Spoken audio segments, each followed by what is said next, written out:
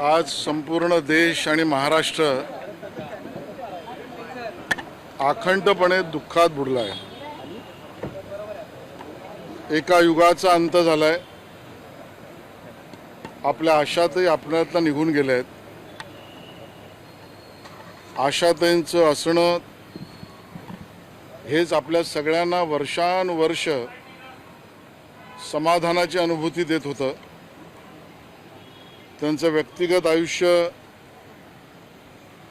आणि त्यांचा प्रवास दुःखाला स्वतः कवटाळून दुसऱ्यांना सुख देण्याचा पूर्ण मार्ग म्हणजे त्यांचं आयुष्य होतं। त्यांचं कर्तृत्व केवळ भारताला नाही तर जगाला वेड लावणाऱ्या अशा पद्धतीचं संगीत क्षेत्रातलं कर्तृत्व ही आशाताईंची जगाला देण आहे। आशाताई आज आपल्यात राहिल्या नाहीत। परिवाराने सांगितल्याप्रमाणे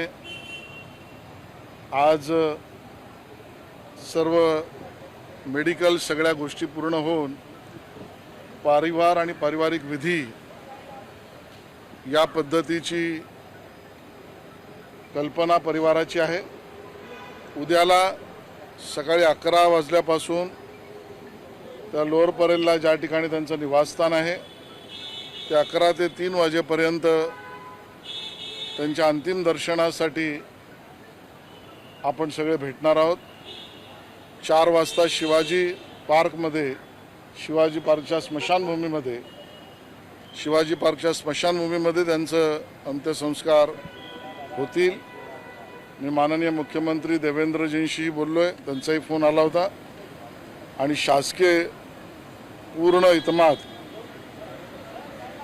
हा अंत्यसंस्कार होईल। आशाताईंचं नसणं हे आपल्याला आयुष्यभर दुःख देणार आहे।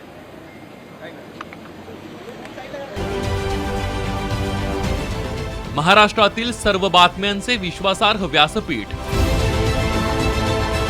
सकाळच्या सर्व सोशल मीडिया प्लॅटफॉर्मला लाईक, फॉलो आणि सबस्क्राईब करा। तसंच